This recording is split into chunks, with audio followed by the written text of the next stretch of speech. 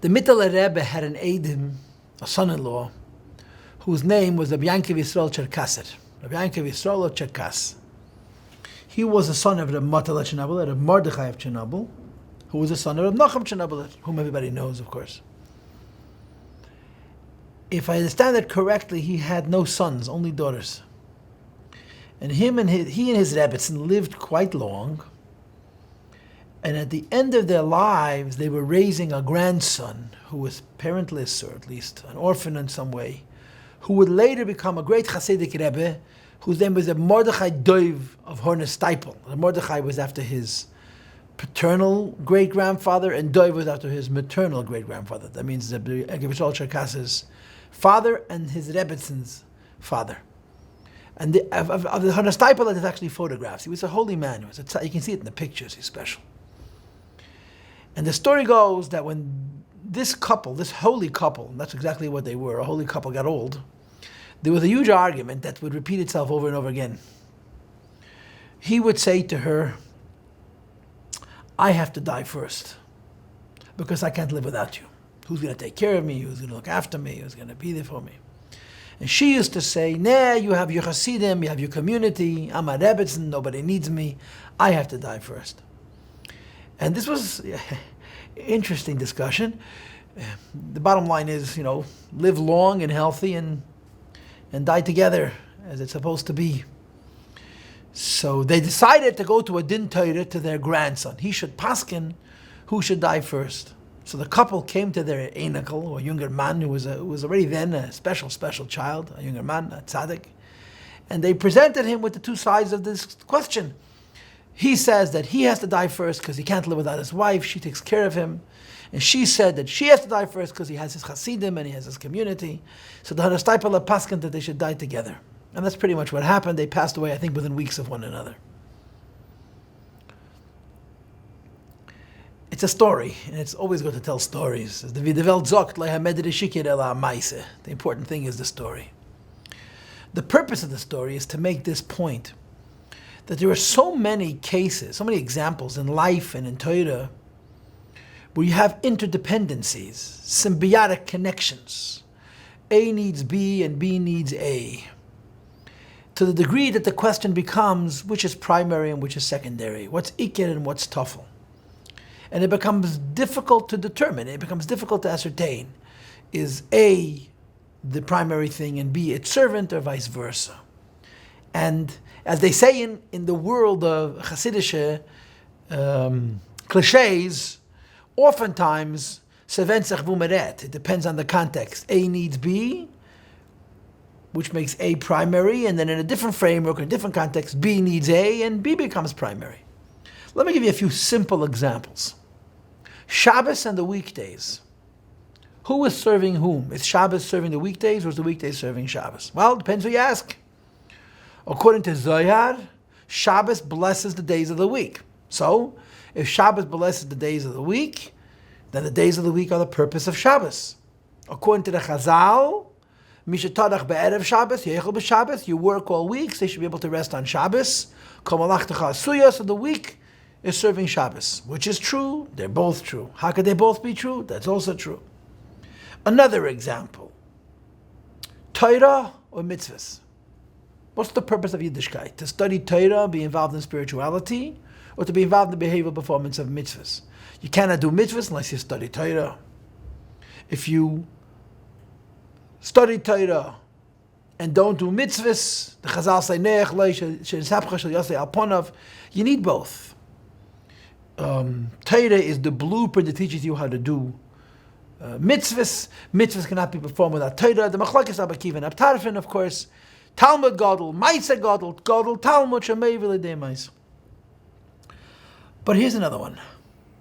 Torah and Yidden. Torah and Neshamas Yisrael. Which serves which? Does Torah need Jews in order to perform the Torah, which makes the Torah the point?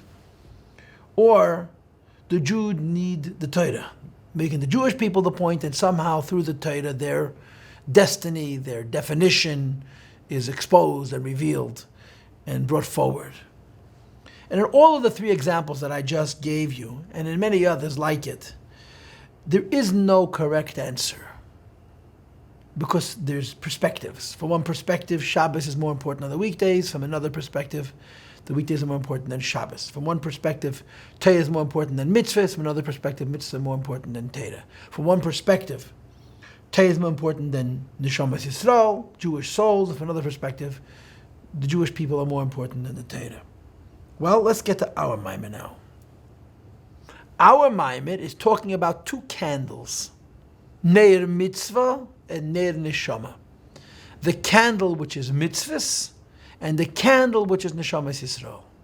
So who serves whom? Do mitzvahs serve Jewish souls or the Jewish souls serve mitzvahs? Who is affecting which? Which is greater than the other? But let me just say this to you.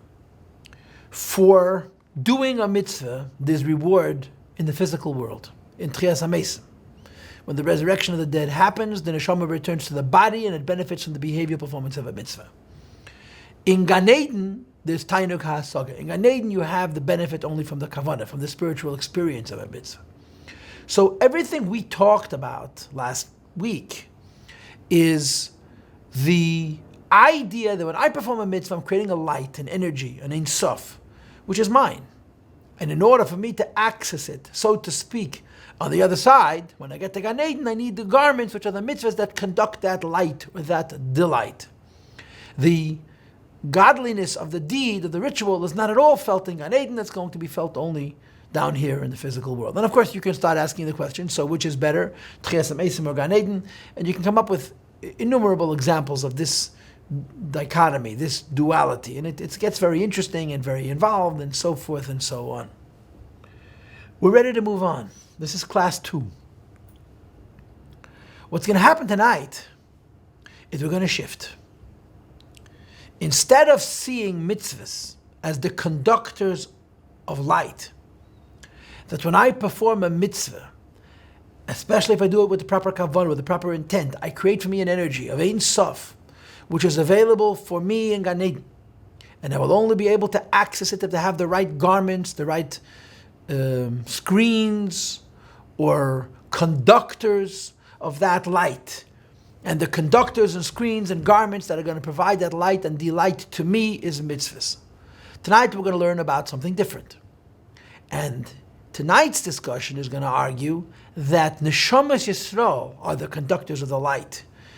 I'm not sure if you can say that Neshamas are the conductors of the light to provide this light to mitzvahs. I think personally that perhaps it can be said, but I'm not certain the Maamar is saying that directly and explicitly. But this is the point. There's another kind of light. And this alternative kind of light is a different kind of light that involves a different kind of process and is conducted by a different type of garment, namely the garment of Neshamas Yisrael.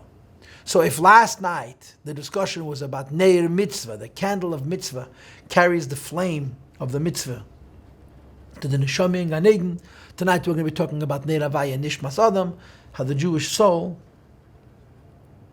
carries a different kind of light and makes it available in God Almighty's world. And I am terrible at suspense, never been good at it. So let me basically tell you what's going to transpire. Mitzvahs are holy acts and reveal holiness, godliness in the world in a strictly religious framework, in a strictly holy framework.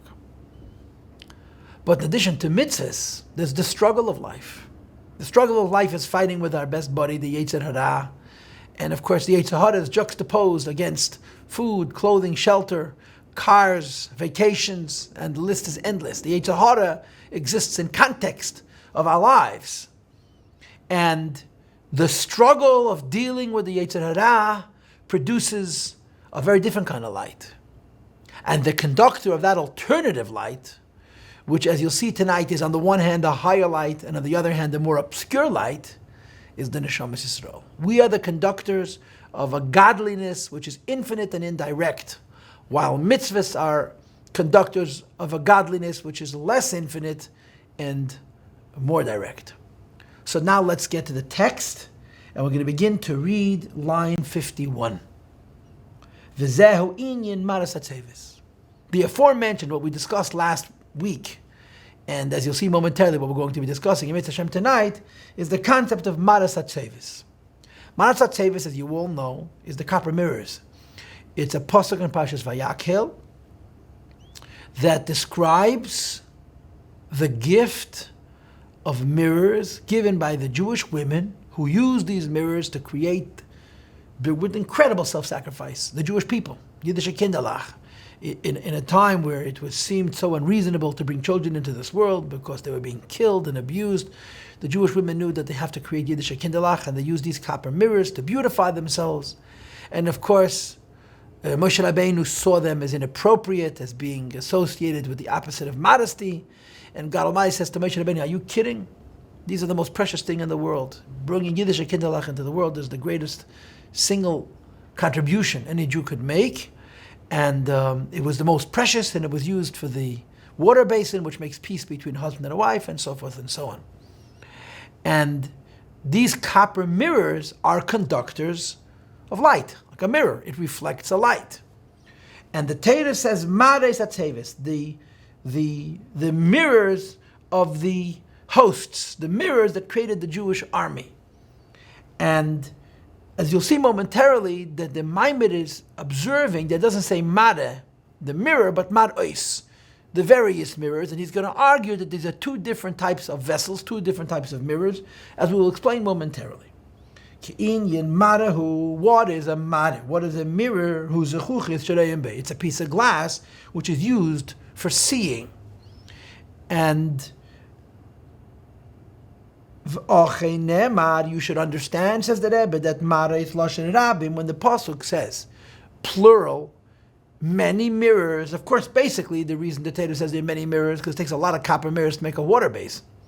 But mystically, it says mirrors in plurally, Kiesh Beis Maris, with two categories, two different types of mirrors. Now, on the surface, you were dealing with pieces of copper that had been properly polished to create a reflection. These mirrors are going to be a metaphor for conductors of light, vessels, kelim, like the candle of mitzvahs, like the candle of Neshamas Yisrael, that are going to conduct light. And the argument that the Maimon is going to put forth is that there's two types of light, and correspondingly two types of conductors of light. And he continues. You have two kinds of concepts. The first one is called Aspaklaria HaMeira. And of course, suspense is not my middle name. And of course, the second is going to be called Aspaklaria She'eina Meira. Now, you may recognize the word. It's in the Bar Mitzvah Maimer. If you're a male, you remember it because you didn't like that word too much, learning how to pronounce it. And if you're female, you may have been testing your son or your brother in preparing the Bar Mitzvah Maimer, so you know the word Aspaklaria. Now, in the Yiddish translation of Aspaklaria, it's translated as a magnifying glass, and I'm not comfortable with that translation. To me, the translation of the word Aspaklaria means a looking glass, a tool for visualization, a tool that allows you to see. We have microscopes, and we have telescopes, we have electron microscopes, we have magnifying glasses, we have spectacles, and we have mirrors. What all of these things have in common is that they're tools whose purpose is to assist in visualization, in seeing things. There are different types of looking glasses. Some that allow you to see directly, some that allow you to see indirectly, some that enlarge things, some that bring things closer, etc., etc., etc. In Torah, they divide this utensil, this tool that assists in vision, into two categories. Looking glasses that are called Aspaklaria HaMeira, which translates literally into illuminated looking glasses, and Aspaklaria She'eina Meira, looking glasses that are not illuminated. And my translation of it is, Aspaklaria HaMeira means a looking glass that allows you to see something directly, and Aspaklaria She'eina Meira would be a looking glass that allows you to see something indirectly. If I had to give you a physical example, I would say the difference between a microscope and an electron microscope. A microscope is a tool that allows you to see biological matter or physical matter that's very small, but it's enlarged and you're seeing it directly because the specimen that you're looking at is big enough to be seen using the glass directly. An electron microscope means I'm looking at something so small that it's simply impossible to enlarge using regular techniques, regular methods. And therefore, it's manipulating the specimen to create an electronic image, an artificial image, an indirect image. And perhaps, I don't know if this is a good metaphor, but it certainly helps illustrate the difference between an aspaklaria ha'me'ira, a looking glass that assists in seeing things directly, and aspaklaria she'ena me'ira, which assists in seeing things indirectly. Now notice that the difference between seeing something directly and seeing something indirectly is not only about the tool, it's about what you want to see.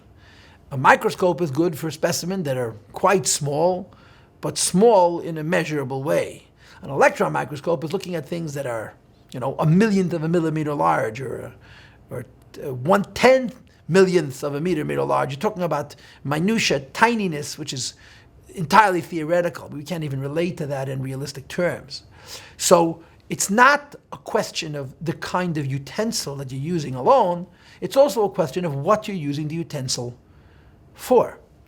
And the copper mirrors that the Jewish women used to create the Jewish nation, which was then transformed into the water basin, are described as being two different types. Some of those copper mirrors shone a light which you can see directly. Others of those copper mirrors shone a light which you can see indirectly. You decide how to apply that to the copper mirrors in the water basin, because our Maamar is not going to do that. We are going to use this metaphor in this context to apply it to the question of godly light and the candle of mitzvahs and the candle of Jewish souls. And the Maamar is going to tell us that the candle of mitzvahs is a vessel, is a looking glass, is a tool to reveal visible light, light that you can see directly. And the candle of Jewish souls is a looking glass, is a tool that allows us to see a light which cannot be seen directly. It can only be seen indirectly. In other words, the difference is not what tool we're using, the difference is what light we wish to see. And if it's an easier light to see, mitzvahs suffice. If it's a more complicated light to see, you need Ner Hashem Nishmasadim, you need the Jewish souls, which on the one hand is revealing a higher light, and on the other hand is revealing it in an indirect way. Now let's get to the Maamar. And I'm going to read again. There are two types of looking glasses, two types of tools that allow us to see lights. There are two types of mirrors, two types of tools that allow us to see. The first is called aspaklaria ha'me'ira, a looking glass that reveals. In other words, a looking glass that allows us to see what it is that we wish to see directly. Hainu, this means a transparent glass. They're using the particular mechanisms and schemes and aspects of this complicated tool. You can see very far away and you can see it in a large way, but what you're seeing is a direct light. In other words, you're seeing visible light, but from a great distance. And the Rabbi goes on to say, and this category of looking glass that sees a great light, a great distance, but is seeing the light directly, separates between Moshe Rabbeinu alav hashalom l'chol hanavi and between Moshe and other prophets. In other words, that Moshe Rabbeinu was on such a high level of prophecy that the vision of godliness to which he was sensitive, or the revision of godliness to which he was exposed, he saw directly. The difference was, of course, in the light that was given to him and in Moshe Rabbeinu's person. It was a more revealed light, and therefore more revealed to him directly. Regarding Moshe Rabbeinu's prophecy, it says in the Torah Or, Moshe Rabbeinu's vision was a direct vision and was not done through a riddle. And the Rebbe says, the word mareh has a segel under it, making it a S sound, which is masculine, which is lashon zachar. Shu lashon dechar, which is masculine, which means to say, Moshe Rabbeinu's capacity to sense it, to experience godliness was such that he saw godliness directly. In other words, it was a more direct light and more directly available to him because he had a sharper tool. He was a sharper tool. Asher al yada, through this, that av davar arachak meyadam, something far away from a person. Re'enesi can be seen, but you're seeing it derech yasha, through a direct light. So the difference is both in the tool and in the light. And of course, it's only if you have the right kind of light that you can afford to use a tool that allows you to see it directly. It's the highest kind of prophecy. You're experiencing godliness directly, but you're assuming that you're very sensitive to godliness and that the godliness is being made very available to you. And the Rebbe goes on to say, mitzvah. This is what we learned last week. Mitzvahs are conductors of light in Gan Eden. What kind of light? A visible light, a direct light. And therefore the tool of a mitzvah allows the neshama Gan Eden to experience the godliness of the mitzvah, but it's experiencing it directly. Says the Rebbe, the neshama in Gan Eden must wrap itself in the garment of mitzvahs. And ayadei halavush hanal, through the garment of mitzvahs, shayadei ma'isa, mitzvahs hanal, which we created during our physical lifetime by doing physical mitzvahs, yechela neshama lehanes, this permits the soul to benefit, miziv hashchina began Eden, from a direct light, a direct revelation in Gan Eden. V'lehanes me'eri yizbarach, and to benefit from the glory of God's light. K'mei bas baklad yamid, as you would discuss a physical looking glass that allows you to see things directly. And of course, if you're seeing things directly, it has to be the kind of thing that can be seen directly. Yosha, direct light. Hashanim shechven esgala erin sof. It draws forward and reveals erin sof, mimayla lamata, from a higher level to a lower level began Eden. And if I needed to put words to this, I would call this ein sof of memale kalalman. It's infinity of godliness, but infinity of godliness which has been sufficiently revealed to be able to be seen directly through the garment of mitzvahs. Continues the Rebbe and he says, even Moshe Rabbeinu now also needs a tool which allows him to access the godliness. And of course, the very need for a tool means that he's not one with the godliness. He's separate from the godliness. And he's perceiving something beyond him, something outside of him. But he was a sufficiently sensitive tool to experience this godliness and to experience it directly. The Torah does say, though he didn't need a riddle, an indirect tool, but he needed at least a direct tool. That he needed at least a tool which allows him to see directly. If he hadn't had this direct looking glass, he would never be able to reach godliness. This is called the direct looking glass, and in the Nimshal, this is how mitzvahs conduct the Ein Sof, which becomes available to an neshama in Gan Eden with Derech Yosha.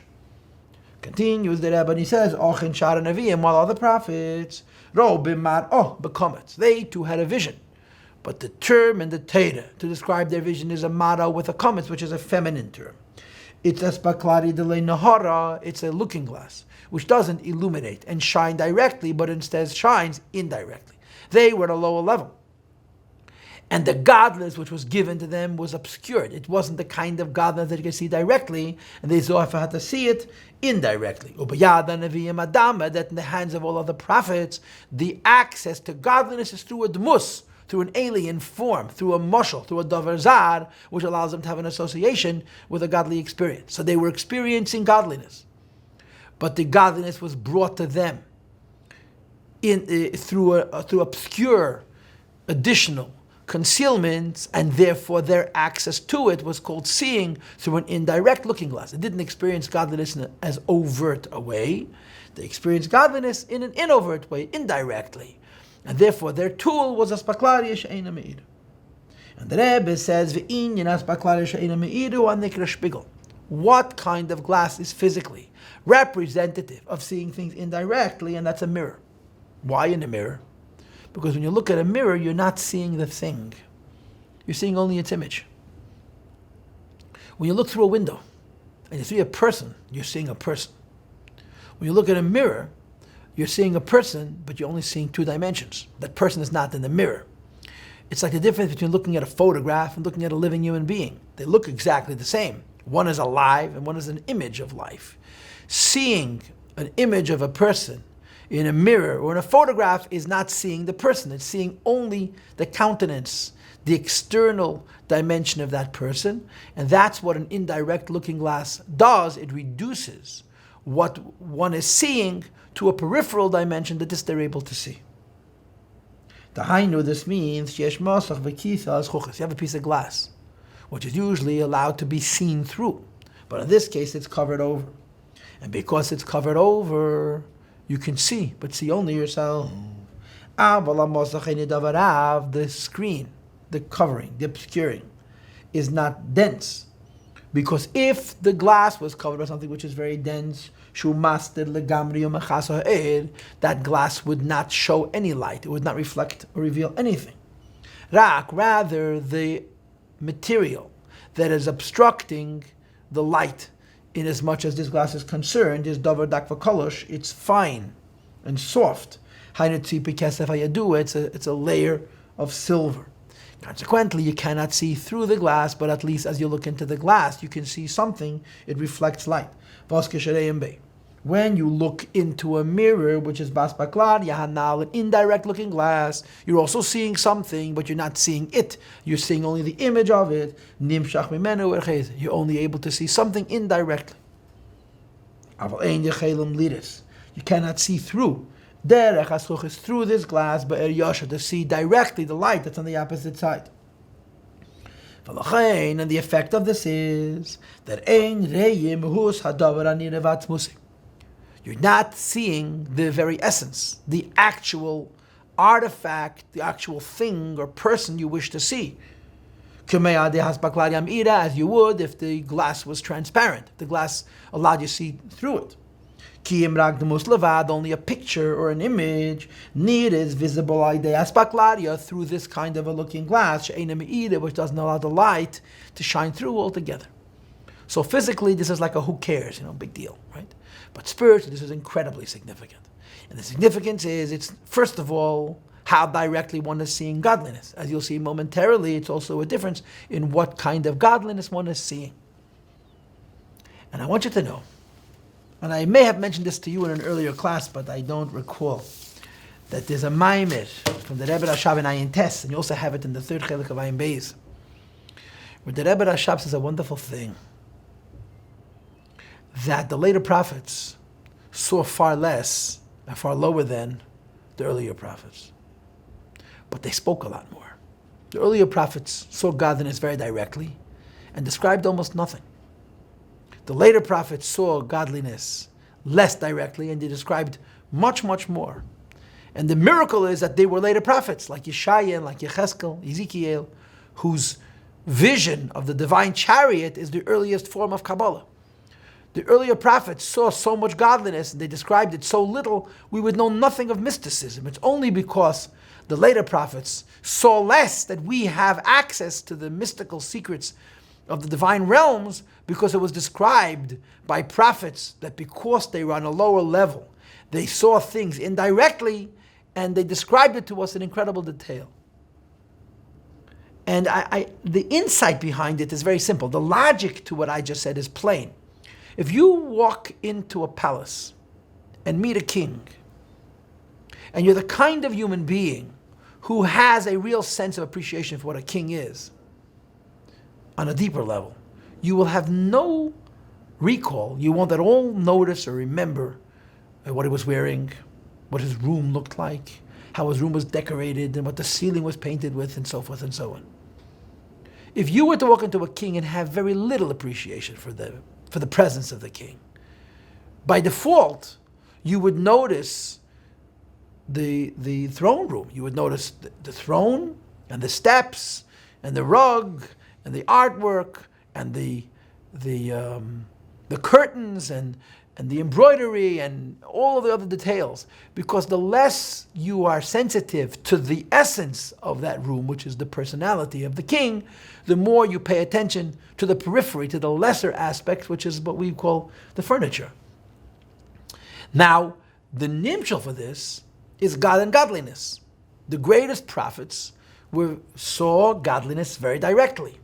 When you see godliness very directly, it's not that you don't see the furniture. In fact, you see the furniture better than anybody else. But who's paying attention? You're tuned in.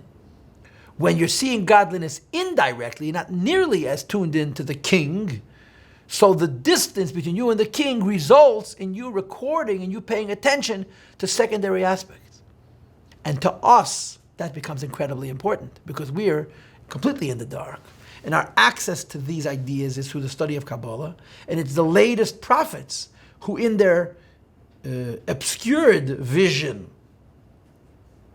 of God, identified the world, everything that surrounds God, the Merkava, the divine chariot, and so forth, which is, like I said to you, the basis for the earliest form of Kabbalah that we have. And this is the other side of this coin. Of course, it's always better to see things directly than indirectly. Of course, always be able to see the light as opposed to seeing just an image of it. But what can you see directly? Only what is seeable. And when you see it directly, because of the clarity with which you see it, you're limited to the experience of what you're seeing directly. When you don't see directly, you're seeing indirectly. In terms of revealed light, there's much less. But in an ironic way, you are sensitive to detail that you wouldn't see otherwise. Look at line 65. There is, in an indirect looking glass, an additional advantage which is far higher than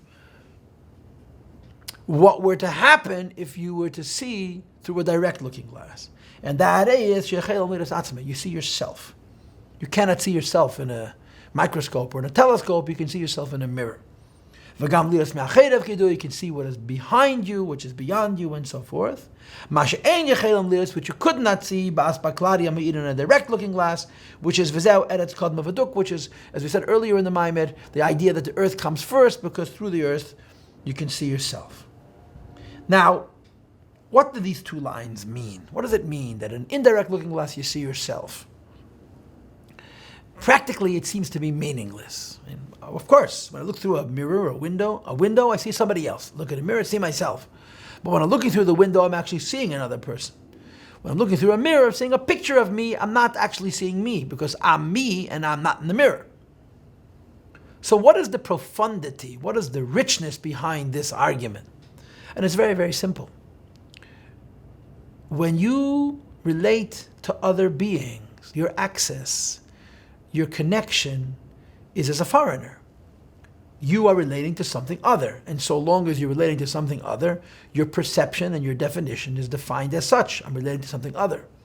Seeing myself means that whatever level of God I know, as tiny, as minute, as indirect as it may be, but I'm knowing it in such an intimate way as if I'm knowing myself.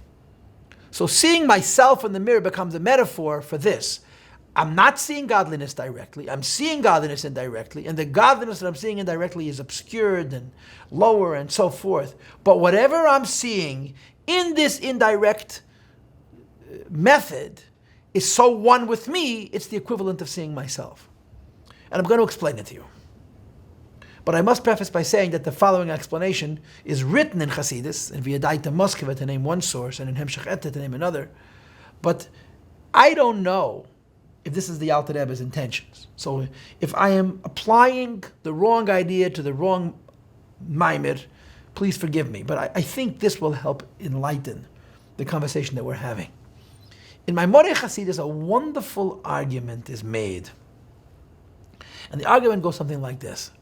Who can see better, an neshama being Gan Eden or a physical human being? Who can see better, higher, more, deeper, a soul in paradise or a soul in a body? And the obvious answer is visualization, seeing, is a tool, is a sense that God Almighty created. And the more sensitive one is, the higher the ability to see.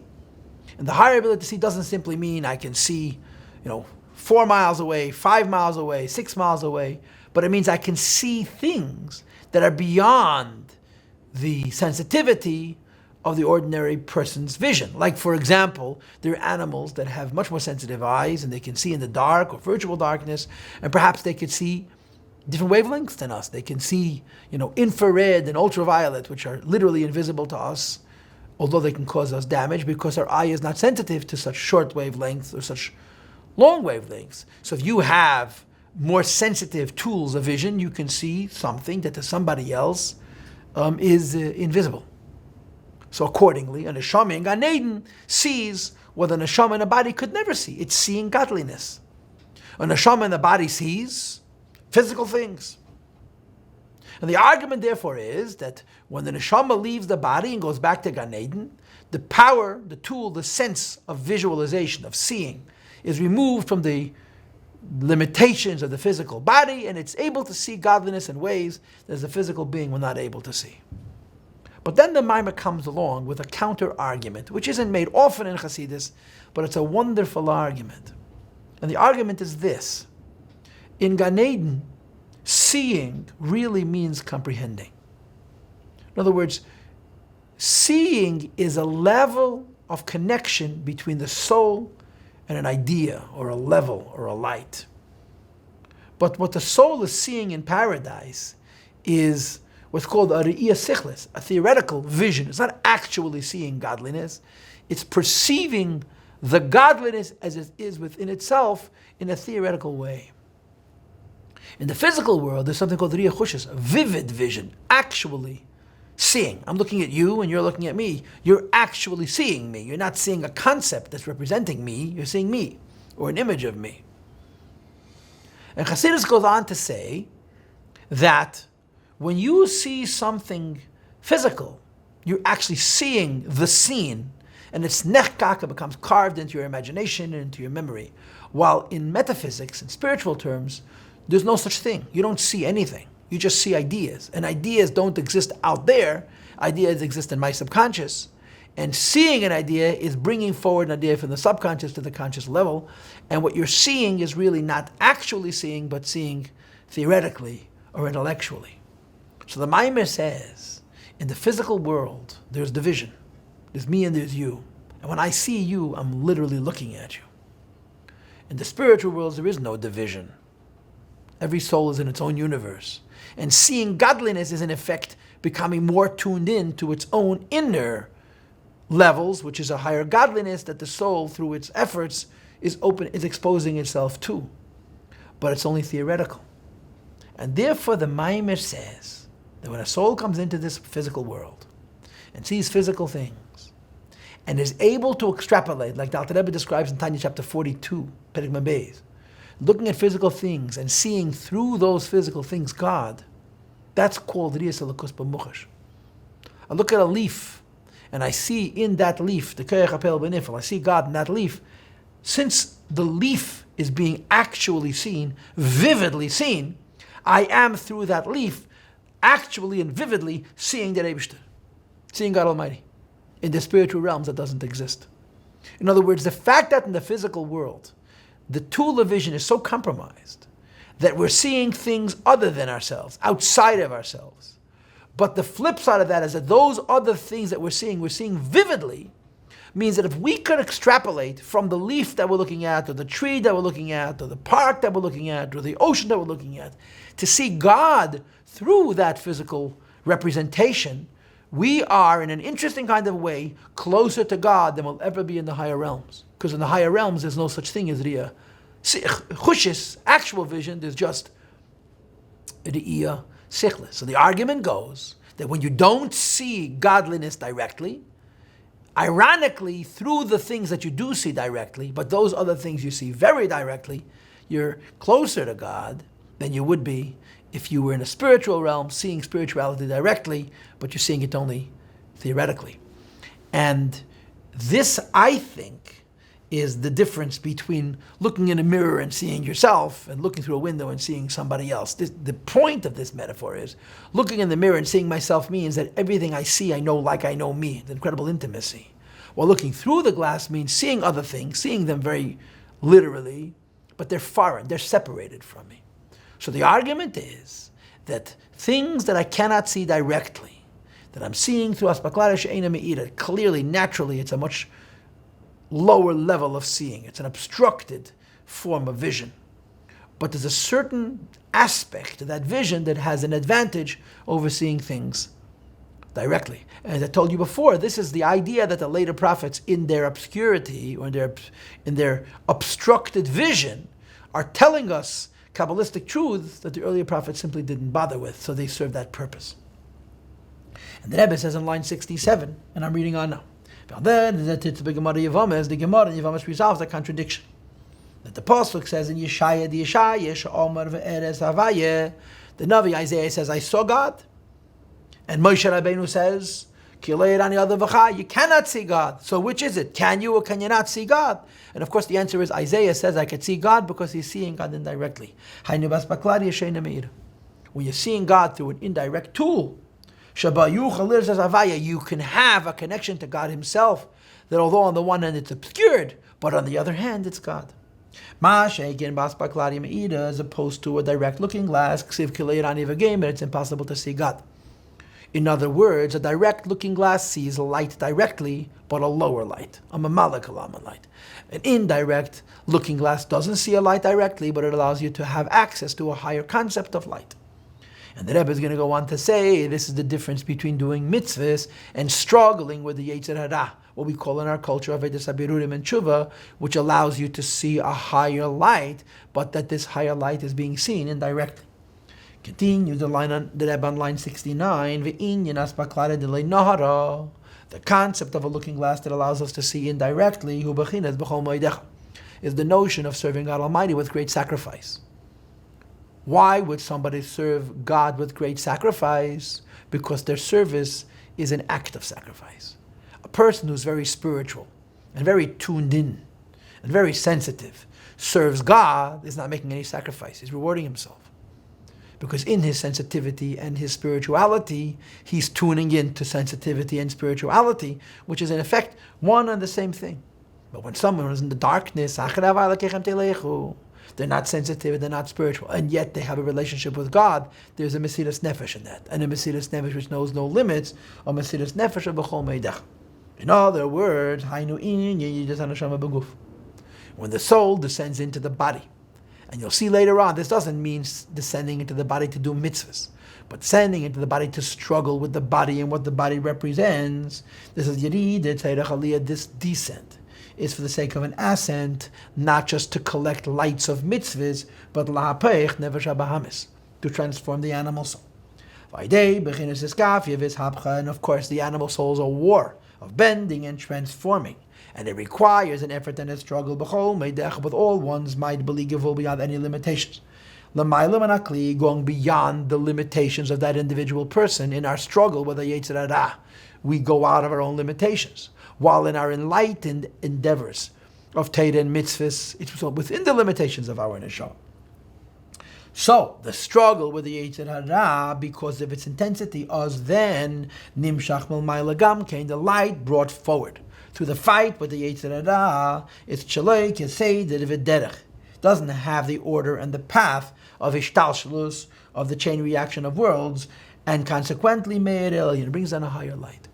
So the Neir mitzvah brings down a direct light, but a lower light. The struggle with the Nefesh HaBahamis brings down a higher light, but a less direct light. This is the concept of an indirect looking glass. The Hainu, this means that there is a screen and a curtain which obstructs. It doesn't permit the light to come directly, because it's not a direct light, it's an indirect light, it's a higher light. But the higher light cannot be seen. It's save of kalalmin. How does it reach us? Through a struggle, through an indirect means. The animal soul blocks and hides this light. And it still remains true, however, that this obstruction is not masach of so dense a screen, which completely obstructs, which would mean to say an irreparable Yetzer Hara, but rather can be bent and transformed. And when one's Yetzer Hara can be bent and transformed, what emerges from this struggle is a light which is higher, but cannot be seen directly, can only be seen indirectly. Is like a mirror, a glass mirror. Through the screen that obstructs, what is added through this is an indirect light, which is chadash, which is entirely new, which didn't exist without that screen. Because without that screen, you could see light directly, but you could only see visible light directly. Through the screen, you're seeing light indirectly, but it allows you also to see lights that you wouldn't see directly.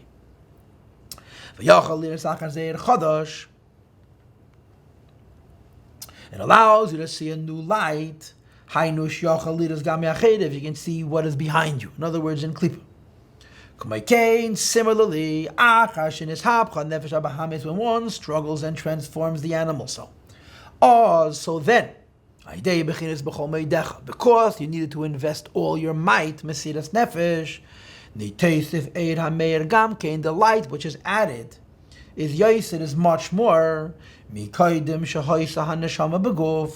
the light that the neshama knew and could know prior it's to come into the guf. In other words, you did tzedek aliyah. And mitzvahs, you'll see later on in today's discussion, also reveals a light, but a measured light, a revealable light. And birurim, this struggle reveals a higher light, and a higher light which can be known only indirectly. By bending klipa istalik, we cause a uniform manifesting. Gili bechinas reimamas. Yikara, the glory of God Almighty, le'ela from a much higher level. Umeyesh le'api seder ishtalshalos, and it shines without the limitations of the order of ishtalshalos. V'zen nikras baklara denaynohara. This is called seeing through an indirect looking glass. And the Rebbe continues, line 79. The difference between the revelation of a lower direct light versus a higher indirect light can be parallel to a different discussion. That it says in the Pasuk, Kedoshim tihiyu ki kadosh ani. You should be holy, God says to his people, ki kadosh ani, because I am holy. And on this the Chazal say, Yochel kamoini. Perhaps a person can think that I can be as holy as God, that you can be as holy as me. That my holiness is greater than your holiness. In other words, we're supposed to be holy because God is holy, but God is holier. So when Chassidus, they flip this Yachal Kameni around. Yachal Kameni is a question. Can a man be as holy as God? Of course the answer is no. And Chassidus says Yachal, through certain efforts and possibilities, Kamoini, one can be as holy as God. So which is it? Can we or can we not be? And the answer is, it depends if we're talking about direct or indirect light, mitzvahs or birudim. Let's read it now inside. What does it mean when we say that God's holiness is superior to our holiness? It's obvious. Of course God is holier than we are. The answer is as follows. What is our holiness? Is when we live in a paradise and do only Torah and mitzvahs and don't struggle. Mitzvahs may come from Keser. However, it's the lower level of the Keser, as you'll see momentarily. The holiness of the Jewish people is from Keser. But from Chitzonius, every mitzvah connects us to holiness, to Keser. However, the Kabbalah teaches us Keser has two parts. This is the Arizal's view that there's two parts to Keser. The higher part of Keser is the part of the essence of godliness. The highest level of a face, the highest level of a parts of the highest level of Ishtalshalos, of Adam, which is the beginning of godliness that's revealed. He says the Medrash, Yachal Kamayni, which is literally translated as a question, can you be like God? But Chassidus says it b'nichusa, Yachal, if you wish, Kamayni, you could be like me. But you cannot be like me by learning Torah and doing mitzvahs. You can only be like me by struggling with the Yetzer Hara. I know that a Jew can access bechinas tachteinish b'maitzal shuatik, the lowest level of the essence of godliness, which is called atik yomin. And how is this achieved? When a person engages in a holiness which is higher than the holiness of mitzvahs. The holiness of mitzvahs brings down only the lowest level of kesed, how godliness is revealed. Mash'enkin atik, while the higher level of kesed is called atik, which means removed, and more specifically nikra atik yoimin, removed from days, removed from time, removed from revelation. It's removed from the concept of time and revelation, and time and revelation goes on the mitzvahs. Mitzvah connected to zman, like you have, what is it called?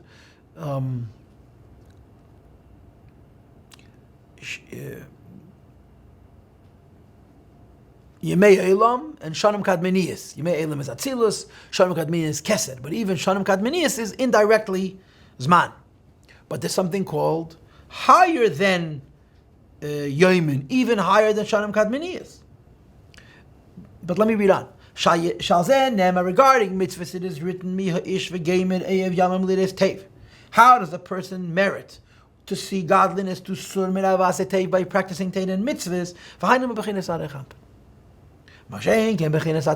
higher level of Kesed, which is altogether removed from Zman, even higher than Shanim Kadmeniyas, who is the higher level of holiness.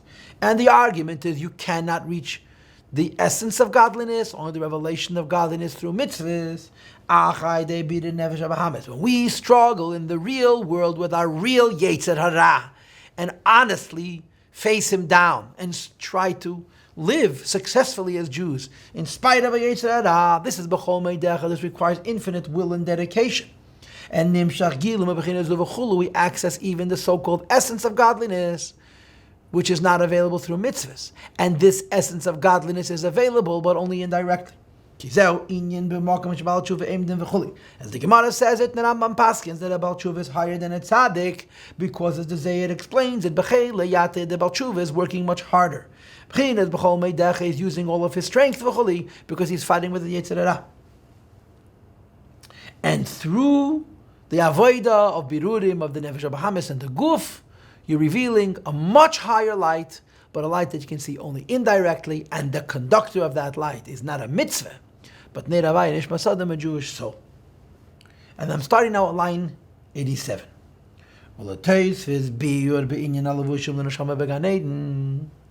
The discussion we just had, that explains on the one hand the kind of garments that the neshama needs in Gan Eden, which are mitzvahs. And on the other hand, they're the kind of garments which are needed, not to reveal the godliness of Gan Eden, but to reveal a much higher godliness which can only be known indirectly, which is revealed to Neshamas Yisrael. Says the Rebbe, but let me explain it to you. Yuv and Mashapi, the Parshas told us, let's visit the Zayar in Parshas told us, that it says in Zayar, when souls descend into this world, they must have a garment to come down. As they are spiritual, therefore, to come down into a lowly material world, need a garment which allows them to come into a body. But the Rebbe goes on to say, and I'm not sure whether or not this says in Zayar, but the Rebbe goes on to say, it's also true the other way. Just as a malach needs a levush to come into this world, in order for the soul to reach and to be delighted, from the rays of the Shechina in its ascent into Gan Eden, needs a spiritual garment of mitzvahs, as we discussed at length last week. So a malach needs a garment to come down into the physical world. A soul needs a garment to experience godliness in the spiritual realms. Says the Rabbi, I don't understand. I don't see the need for this. The soul is spiritual. And considering the fact that the soul by itself is spiritual, why would it need a garment in order to access the kinds of light that are available to it in Gan Eden? And the answer is very simple. The soul may be spiritual, but at least on the surface it isn't godly. The answer is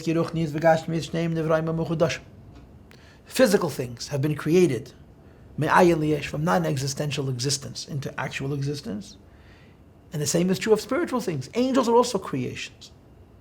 While the revelation of the rays of the Shechina Mamish is godliness. And godliness is not spirituality, it's godliness. And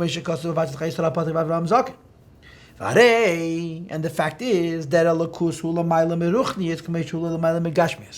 godliness is as far removed from spirituality as it is removed from material.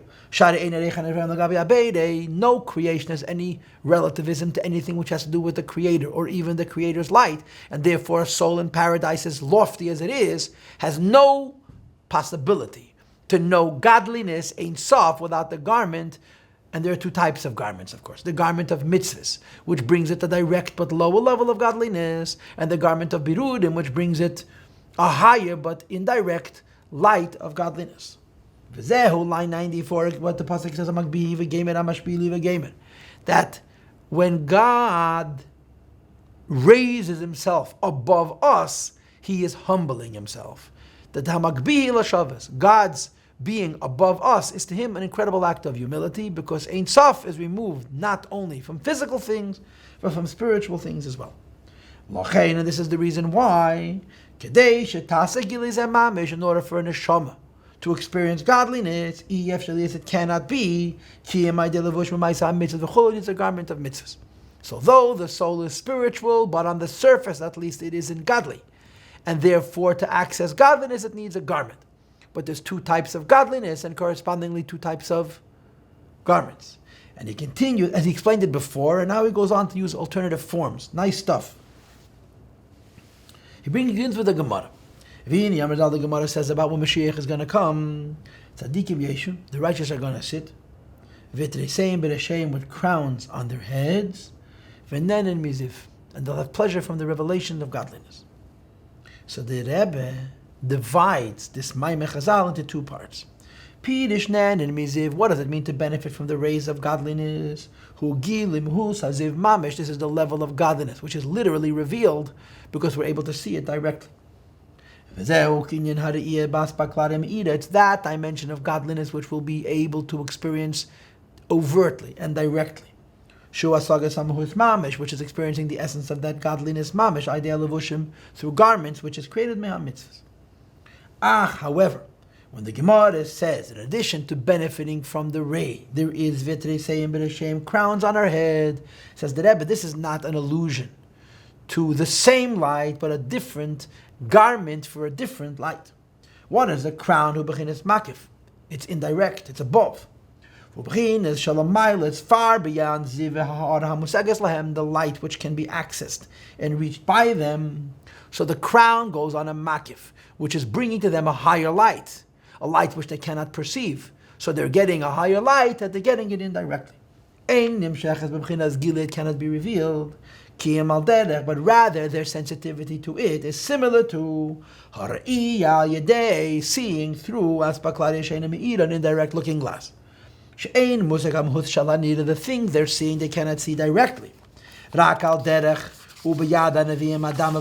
99. It's only similar to the way the prophets see godliness through an image, indirectly, which is why it's called a crown. In other words, they're seeing something higher, but seeing it less directly. Line 101, and the Rebbe concludes, these are the two candles, the candle of mitzvahs and the candle of the Jewish soul. Two different conductors of light. Aleph, the first one is mitzvahs, it's a conductor of direct light, but a lower light. V'habez, and the second is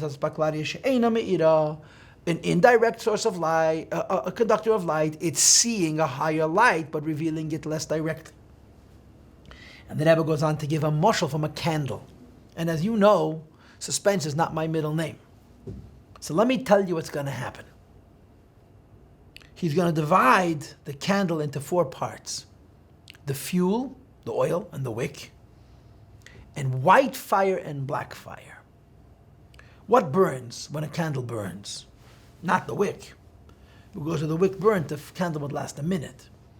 The reason the candles burn for many hours is because the wick continues to suck the fuel, the oil, into itself, and it's actually the oil which is burning, and only once the oil is gone that the wick withers, it burns and it's gone. So the wick is closer to the flame, but it's not the wick that's burning, it's the fuel that's burning. On the other side of that coin, when you look at a candle, at a fire, the fire has many colors. And the way it works, of course, is that closer to the fuel, closer to the wick, the colors are darker. A blue, a navy blue, and a deep red, and so forth. And as you go further and further away from the point where the fire meets the flame, the color becomes lighter and lighter. It becomes a yellow and a white and almost invisible. So mysticism is going to tell you that the black light is lower than the clear white light, because the black light is showing on a conflict between fuel and flame, which is why it's black. The white light is at peace, because its distance from the wick means that there's no conflict between fuel and flame. And the Maimon is going to make a most interesting argument. The oil is further from the flame, and the white light is further from the flame. The wick is closer to the flame, and the black light is closer to the wick. And the argument is going to be that the white light is attributable to the oil. The darker light is attributable to the wick. And of course the nimshal is the oil goes on mitzvahs, and it produces a very beautiful light that's further removed from the wick. The wick goes on the neshama, and it produces a black light, a light that comes from struggle. And the black light which comes from struggle is lower than the white light, which is so much more beautiful. But that black light's deficiencies are because it's actually revealing a much higher concept using an indirect means. And we're going to learn that right now, and I hope that introduction was clear. And now we're going to read it inside. Line 103. The Rebbe begins to explain, a candle, there are four things: fuel, a wick, and two types of fire. The black light closest to the wick, and the more clear fire which is further away. Says the Rebbe, the fact is as follows. The purpose of a candle is for fire. Wouldn't exist at all if there was no wick.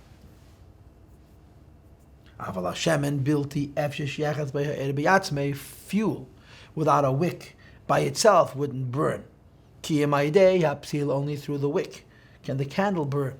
At the same time, it's the fuel that's consumed by the fire and not the wick, because if the wick were being consumed, it would last no time at all. It is simply that through one wick, much fuel can be consumed, and so forth.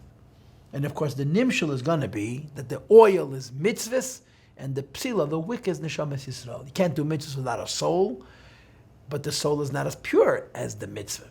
On the other hand, through its struggle, you're revealing an even higher light. Line 106. V'kach, says the Rebbe, the same is true. Ma'isa mitzvahs be'elam haza, doing physical mitzvahs in this world, which is being involved in holiness in this world, and b'chinas Hashem is the fuel. This is a holy oil.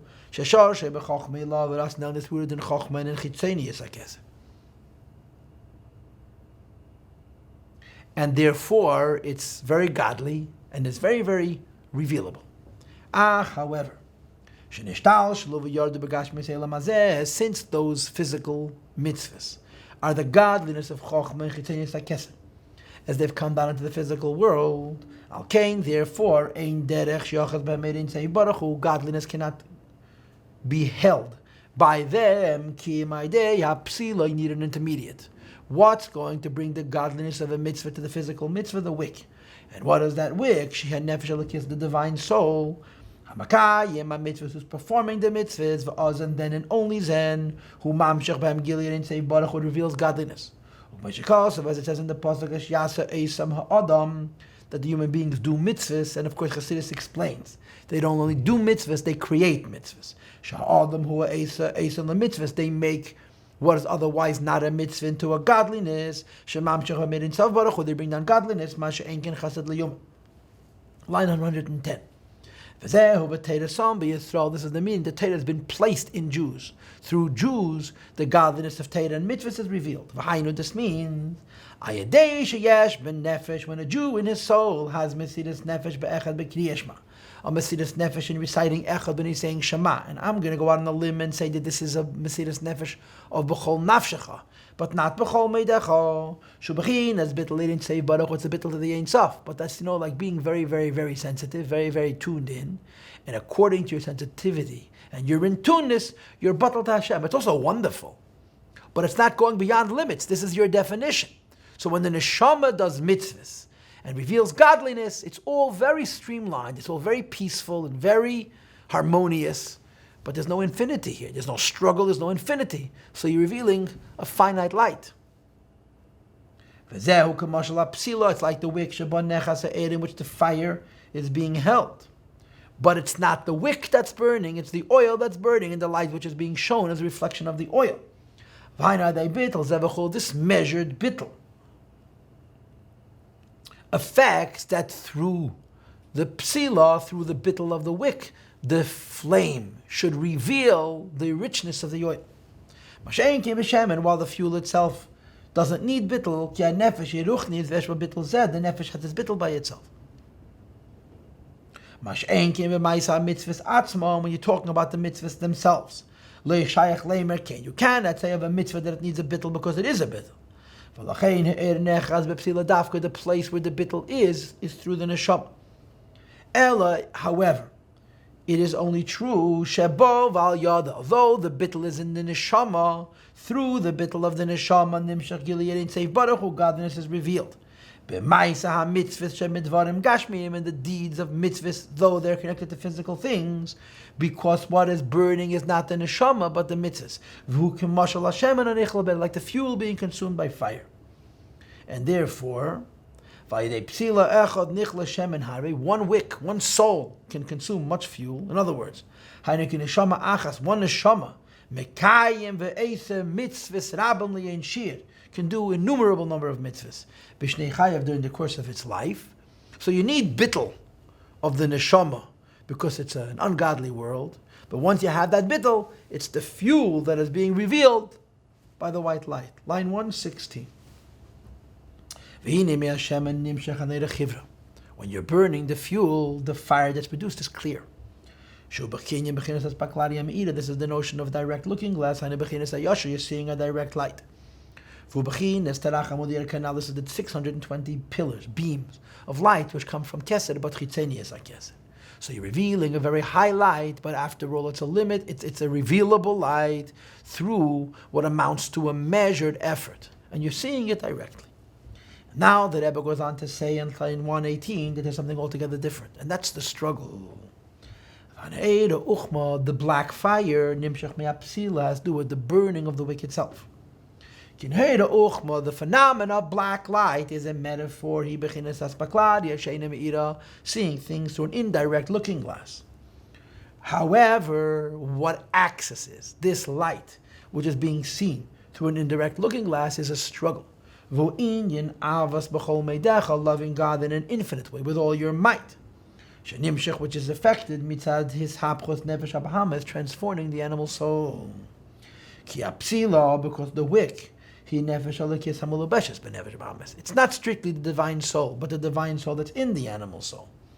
The only time you would call a soul a wick is not as the neshama is in Gan Eden, but rather when the soul is in a body. That then and only then would you call it a wick that's going to conduct the fire lagabe ha-mitzvahs, of the light of the mitzvahs. Shema nekraim shemen, which is the fuel, lema, to say that the light of a mitzvah nechaz b'psila is held and shown through this wick. When the neshama is in a guf, the soul is spiritual and the body is physical, and the mitzvahs are physical, and you need the physical body to affect the performance of physical mitzvahs and reveal the light of mitzvahs. Now this is parenthetical. When the neshama is in Gan Eden, there is no physicality. To the contrary, godliness is revealed to a spiritual soul that's strictly spiritual.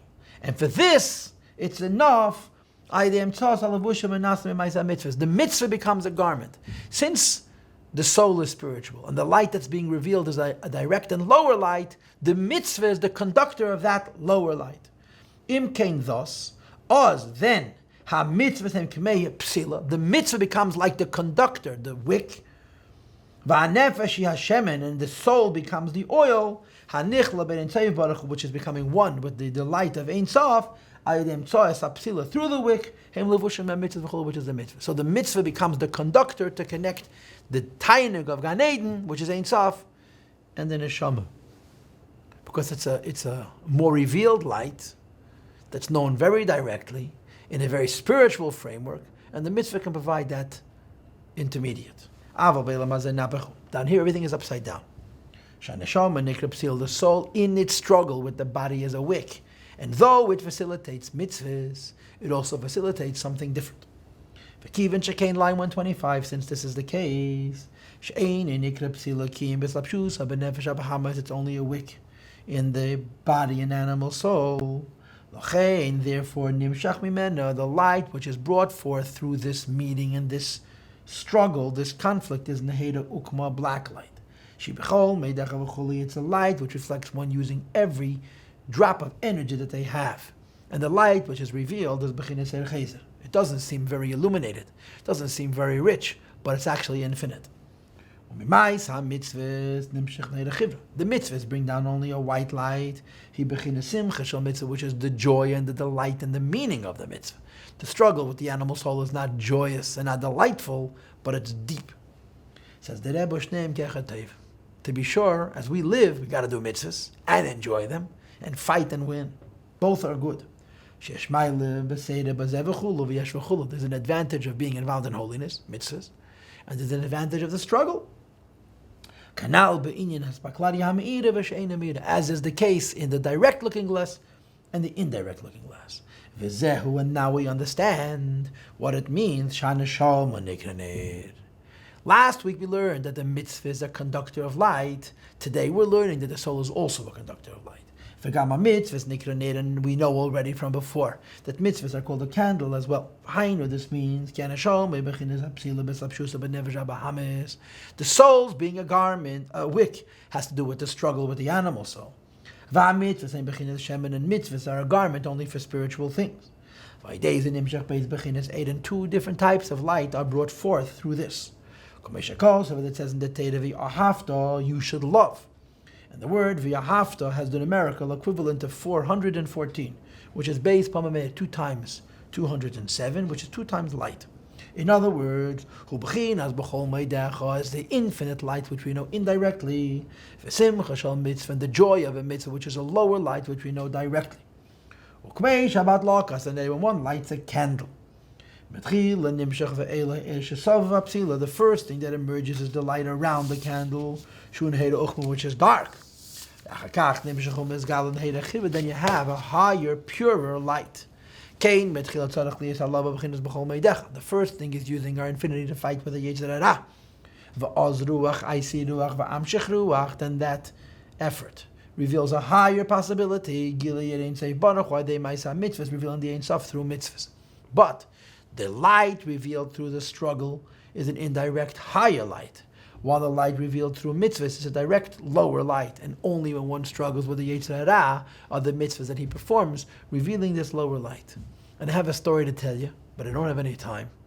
So, B'li Neder, I'll start next week's class with the story, even though it's connected to tonight.